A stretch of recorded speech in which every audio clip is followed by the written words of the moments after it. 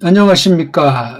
우리 코로나 시절을 맞이해서 홀로 있는 방콕하는 시간이 많기 때문에 저마다에게 감춰주신 그 뜻이 있을 겁니다. 어떤 교회가 됐건. 자, 우리 그동안 근 300강인지 400강인지 우리 히브리어랑 헬라어 성경 원어를 초보부터 강도까지 필요한 것들을 맛보기로 쭉 공부하고 있는데요. 근데 이게 온라인이 되다 보니까 다른 분야보다 이 언어는 직접 맞대면 하면서 공부해야 되고, 특히 제가 하는 방법은 이게 또 고전어고, 서양 아이들이 선점했지만 걔네들 언어 구조 가지고는 구약 원어, 신약 원어를 제대로 할 수가 없습니다. 더 망가진 후대 언어이기 때문에 그렇습니다. 그런데 그 가운데 우리말이 가장 난데, 우리말 또한 걔네들한테 물들어서 훈민 정음의 정음이 지금 한글로 변질을 한 지 100년이 넘었습니다. 그래서 한글 맞춤법, 그게 우리 아주 목을 조이는 바람에 모든 분야, 특히 신학 분야에 엉망진창이 돼 있는 걸 우리가 서양 문법이라는 안경 가지고 거기에 물들어서 바라보고 생각하기 때문에 내가 지금 뭘 생각하는지, 뭘 어떻게 바라보고 있는지 뜻밖에도 알 수가 없습니다. 그만큼이 어떤 글자 꼬리, 문자가, 쉽게 말하면 알파베트가 매우 중요한 거예요. 바꿔 말하면 소리로 공부를 해야만 한다는 거예요. 무슨 문법이고 암기고 그런 건 다 글자가 만들어진 서구 언어들을 탈출하려고 몸부림치는 것에 지나지 않지만 늪에 더 깊이 빠질 뿐이에요. 그런 방식으로는 죽었다 깨나도 할 수가 없습니다. 해봤자 그냥 무슨 인공지능 빌려서 컴퓨터로 암기하는 정도, 그건 죽은 공부 아닙니까? 우리는 종합하는 방법과 분석하는 방법 두 가지를 다 해가지고 우리말로 언어의 아주 근본, 뿌럭지, 바탕으로 들어가서 이 성경 원어를 파헤치는 공부를 하는 겁니다. 그러니까 요즘 보니까 이게 또 유튜브 채널이 많다고 하는데, 사람들이 아주 심리가 깊이 생각하지 않고 삼박한 거, 그런 식으로 하다 보니까 2, 3분, 조금 길어야 5, 6분, 벌써 이게 10분만 나가면 그 동영상은 실패라는 말을 하잖아요. 그건 세상 애들 얘기고, 하나님 말씀에 대한 건 무슨 시간입니까? 100시간 하면 어떻고? 하지만 그런 이제 현실의 이런 것들을 또 조금 생각하면서 길지 않게 짤막하게 그동안 하느라고 했지만 평균 한 25분, 30분씩 했더니 이 마음 있는 사람은 쭉 듣다 보면 벌써 시간이 끝났나 할 텐데, 이거 그냥 몇 분 정도 클릭하고 사요나라. 그러면 그런 사람들은 좋은 기회를 놓치고 맙니다. 자기를 비우고, 이걸 하려고 하는 그 욕심을 비우고, 성령님께서 믿음을 가지고 이끄시는 대로 그냥 그렇게 나를 건져주신 하나님, 내가 어떻게 하나님을 영원롭게 하나 하는 그 소박한 마음을 가지고 하면 되겠습니다. 우리나라 말을 점점 똑바로 알아갈수록 다른 나라 말을 점점 똑바로 배울 수 있다 하는 건 기본입니다. 그리고 이 언어를 가지고 딴 나라 말을 공부한다고 할 때 일단 즐거움이 있어야 돼요. 흥미가 있어야 돼요. 그래서 억지로 하는 것이 아니고 점점 하고 싶어져가지고 재미가 나는 거예요. 그런 게 일단 생겨야 돼요. 끝장을 보고자 하는 그 열심. 뭔가 자꾸 파헤쳐가지고 신기하다는 설레이는 그 마음. 요걸 성령님이 주셔야 돼요. 아니면 억지로 하는 거예요. 그건 죽은 공부죠. 딴 사람까지도 망칠 가능성이 많습니다. 자기나 망하나? 원어 이렇다 저렇다 쓸데없는 소리 하는 사람들이 얼마나 많습니까? 선무당도 많지만. 자, 지금 오늘은 이제 히브리어, 다른 말로 이제 에베르 말. 오늘 첫 번째 시간인데요. 히브리라는 말이나 에베르말이라는 말이 어근이 같은데 이걸 제대로 규명해 주는 사람도 없어요. 히브리랑 에베르가 이거 다르지 않느냐? 아니 여기 비읍 그렇죠? 리을 앞에는 히읗이랑 이응으로 되어 있는 차이인데 이것도 이제 나중에 시간이 되면 이걸 이제 봐야 되는데 원래 이거부터 우리가 통렬하게 해서 기존 유태인들이건 서방 신학에서 원어 관련된 건 다 그냥 우리가 이걸 똑바로 배운 뒤에 혹시 군데군데 좀 도움될 만한 것이 있을까? 근본 걔네들은 빗나간 접근을 하기 때문에 어느 부분을 조금 알게 해주는지 모르지만 사람 잡습니다. 이런 얘기 다 이미 제가 앞서 200강, 300강 되는 것에 여러 가지로 다양하게 똑같은 내용을 갖가지로 설명을 많이 드려놨어요. 벌써 오늘 저 이렇게 딱 첫 시간 만났으면 이미 정복의 가능성이 보여야 돼요. 자, 소리를 한번 들어보죠. 소리. 이름이 있어요. 이름 알파벳이라고 하는 것 있지 않습니까?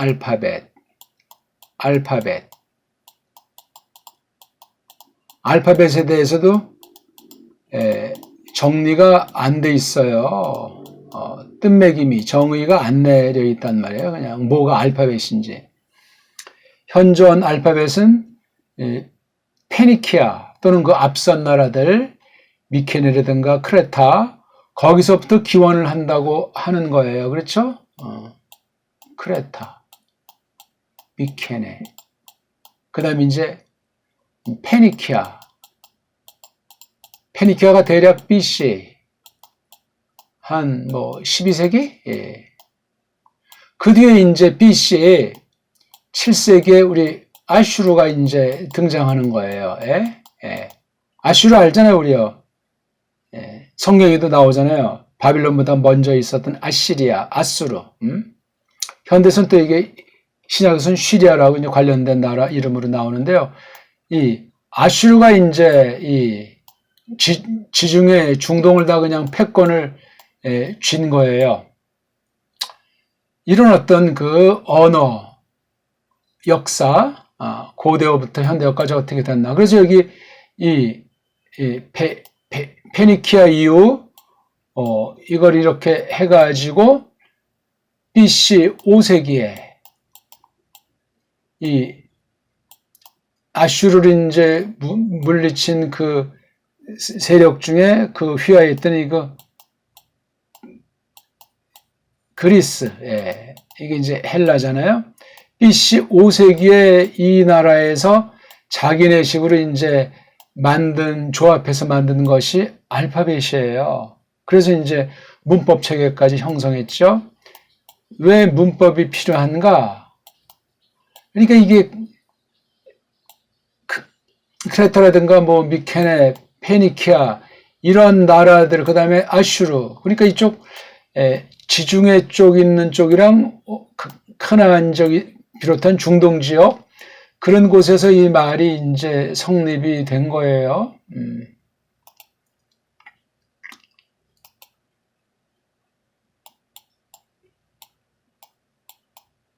BC 5세기에 현대 서방 언어의 알파벳 문법 체계가 확립돼요. 팔품산이 뭐니? 그게 지금까지 그냥 오는 거예요. 요거 뒤에 이어져 나온 것이 보통 라틴. 이렇게 이제 기존 봤는데, 그럼 이거를 소급하면 어떤 언어가 있을까? 근데 벌써 이게 아슈르만 하더라도 이게 벌써 상당히 오래된 고대 있는 나라 아닙니까?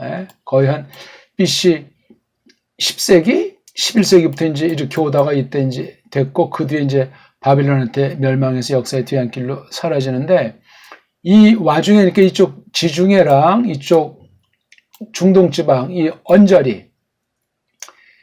언저리가 지금 지도랑 맞는지는 모르겠지만, 이런 지역을 중심으로 해서 나왔기 때문에 어떤 면에 이 동방에 있는 것이 서방으로 넘어간 것으로 바라봐도 틀림이 없어요. 어떤 사람은 이제 인류의 기원, 언어의 기원이 아프리카에서 이렇게 동네 사방으로 이제 흘러가지 않았나 하는 그 가설들이 있지만, 그건 우리가 지금 중시할 말이 아니고,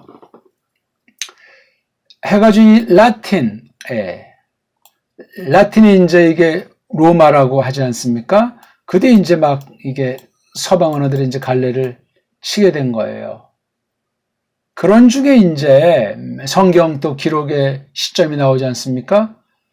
모세가 BC 15세기, 앞서 아브라함이 BC 20세기, 21세기, 20세기, 또 그 전에 올라가면 노아흐 당시 그 마블이라고 해서 큰 물로 이제 된 것이 정확히 아는 사람은 없고 추정컨대 BC 한 25세기 전후가 되지 않을까 그냥 예상하는 거예요.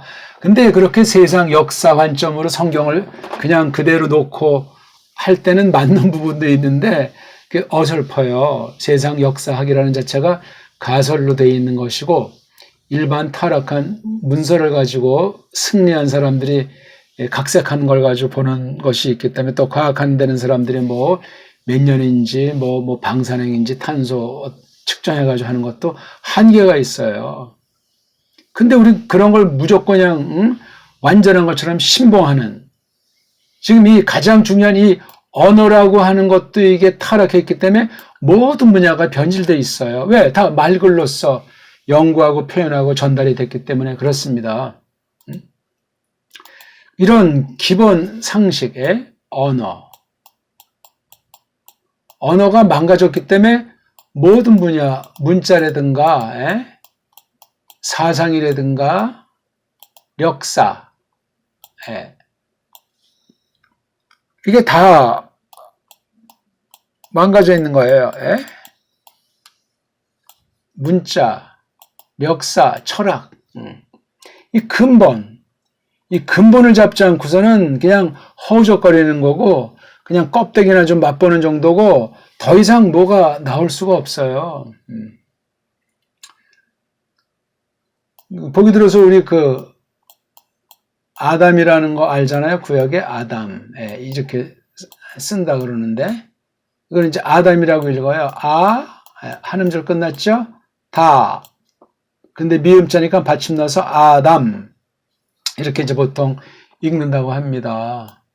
이것도 이제 아주 분석을 여러 각도로 많이 해야 돼요. 그러려면 이제 일반은총으로 언어학에 대한 이론을 빌리지만 그 뒤에는 이것으로부터 벗어나야 돼요. 이런 글자로부터 벗어나서 그 속에 감추인 그 본디 뜻, 하나님의 뜻, 요걸 알면 되잖아요. 이런 것들은 다 어느 만큼 이끌어주는 몽학선생 같은 거지 이 언어에 빠지면 문자주의자가 돼요. 그럼 성경, 기록, 책, 우상주의자가 돼요.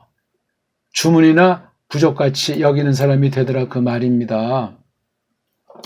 벌써 이 얘기하다 보니까 시간이 또 퍽 흐르는데 발음 한번 해보죠.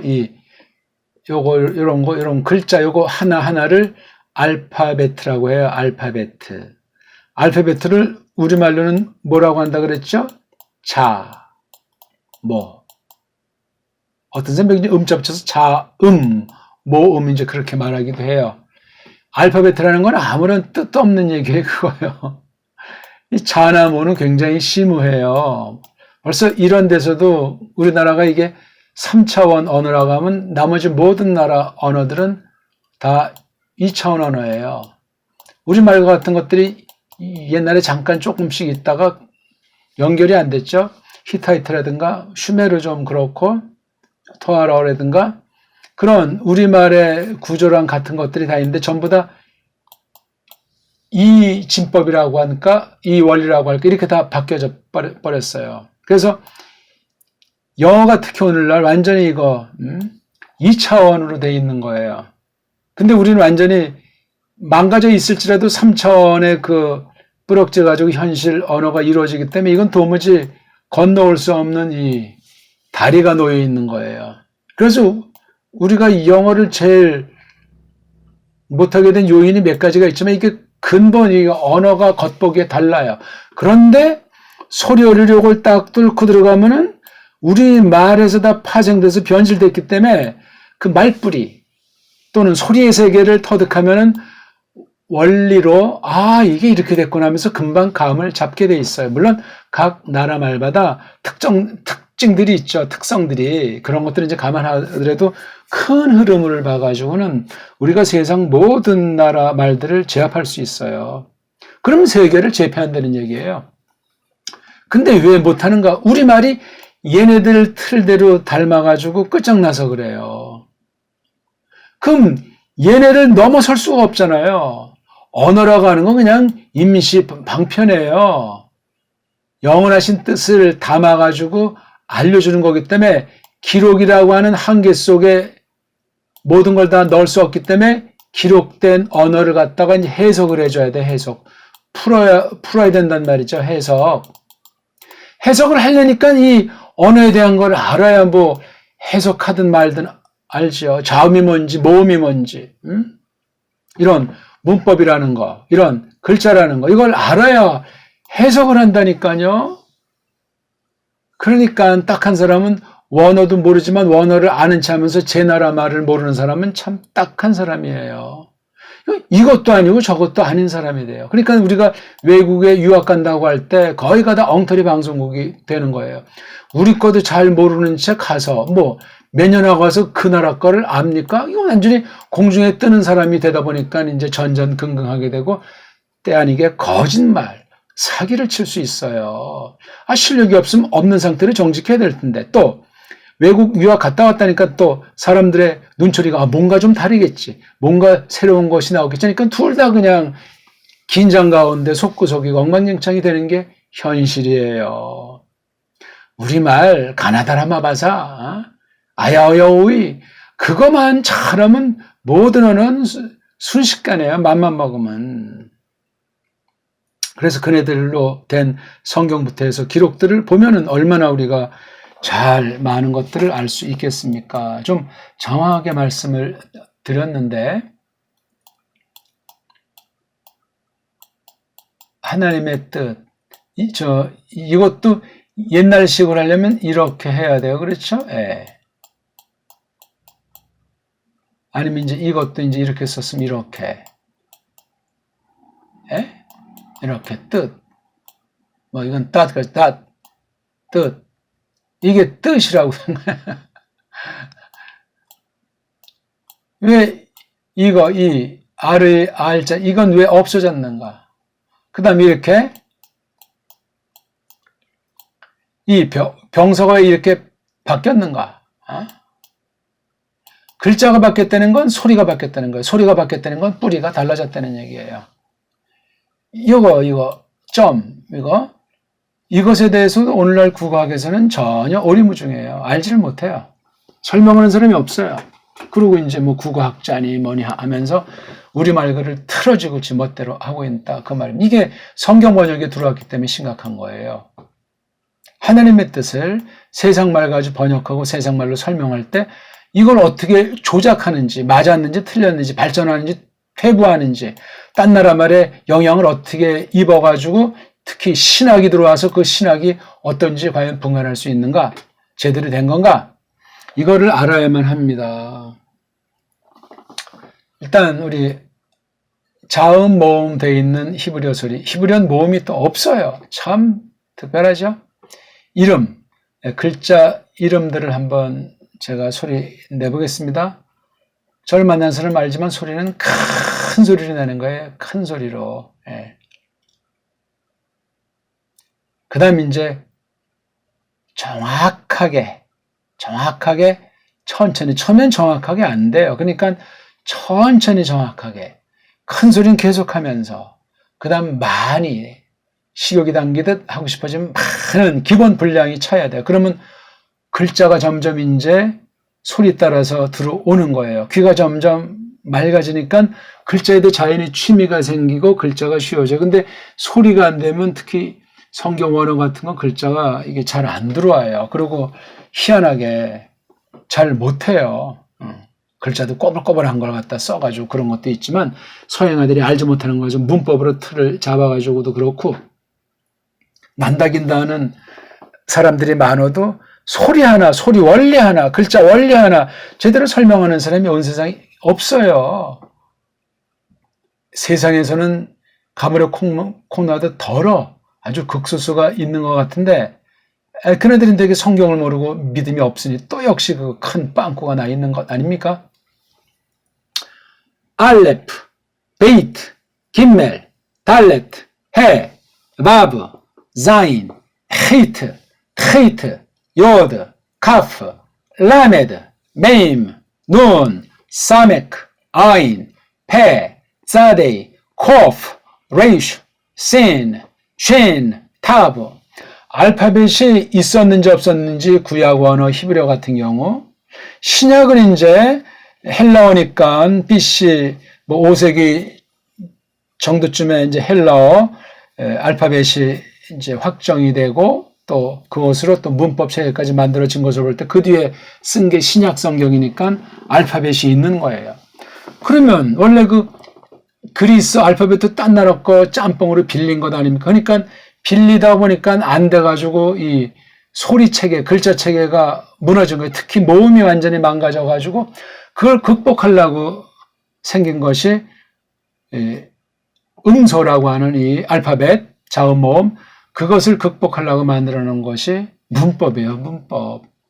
음소, 지금 제가 소리 낸 게 자음의 음소들이거든요. 예.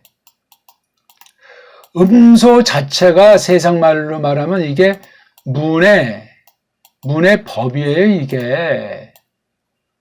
음소는 자음 모음이라고 했잖아요. 가장 소리 날 수 있는, 더 이상 자르면 소리가 없어지고 뭐가 뭔지 모르는 가장 소리의 바탕이 되는 거. 자음 모음을 음소라고 하는 거예요. 이게 바로 문법이에요.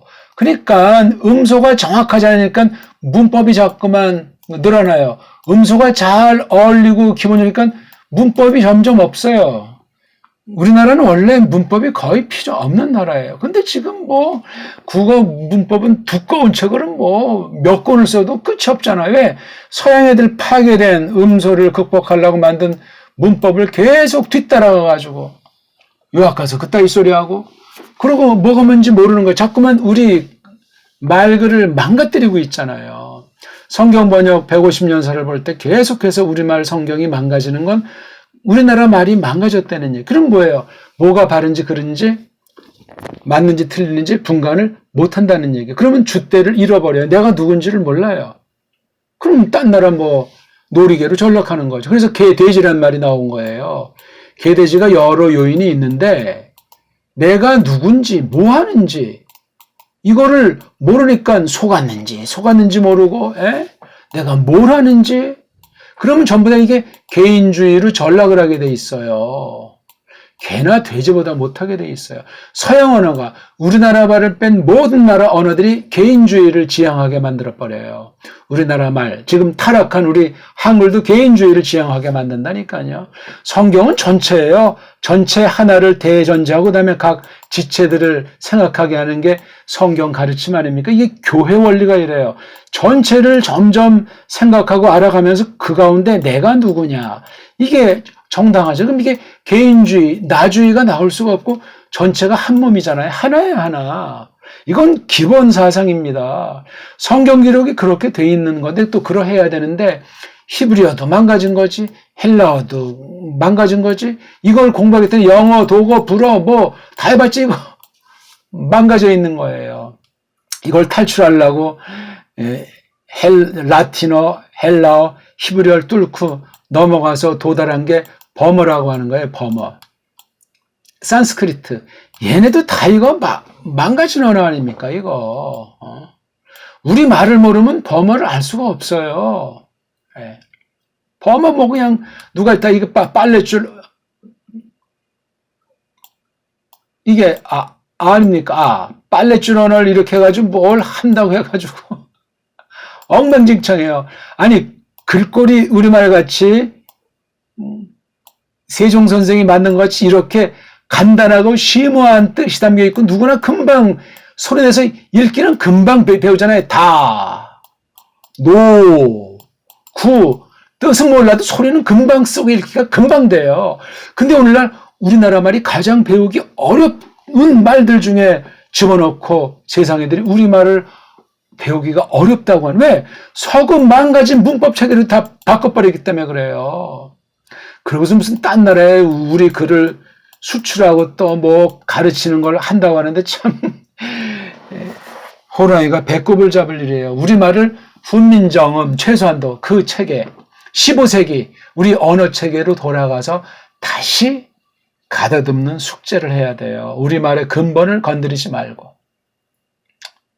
근데 거의 뭐 손댈 것도 없어요. 별로. 너무나 세종 이전부터 흘러오던 이 우리 소리체계, 이 문자 체계를 세종이 정리한 거예요. 있었던 소리잖아요, 이거는요. 이걸 자꾸 잘 정리해 놨어요. 여러 목적을 가지고. 근데 그 뒤에 이게 얼마 안 지나서 이제 계속해서 타락하는 거예요.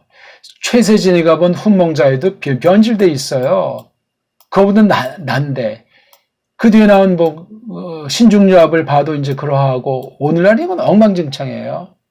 제가 늘 말씀드리지만, 우리나라 말 성경 번역 1887년에 나온 예수형교 전서나 1911년 거 성경 전셔, 이런 발음도 오늘날 없어졌잖아요. 예수성교 전셔, 성경 전셔, 이걸 이제 구역이라고 이제 뒷날 어떤 아이들이 붙였죠. 그 다음 1938년에 이걸 손질한 그 성경 전셔, 이걸 이제 개역이라고 하지 않습니까? 개역. 이거는 구역.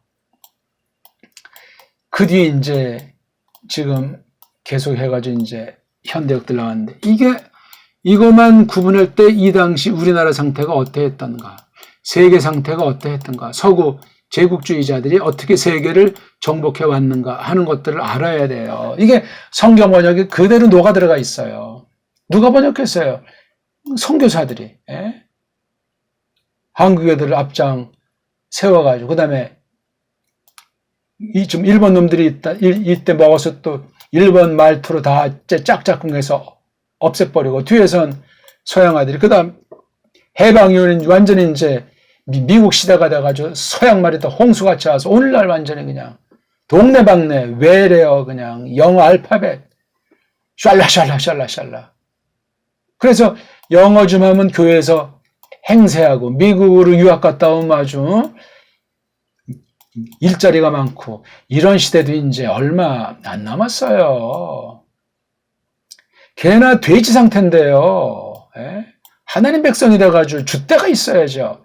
딴 나라 애들 유학 오게 해서 우리말로 깨달은 걸 가르쳐 줄 만한 능력 있는 언어가 우리나라 말인데, 정음인데, 그거만이 정음이라니까요. 예? 어떤 게 정음이냐고요. 정어라 하지 보니까 우리말만, 일반은 총으로도 타락해 있지만.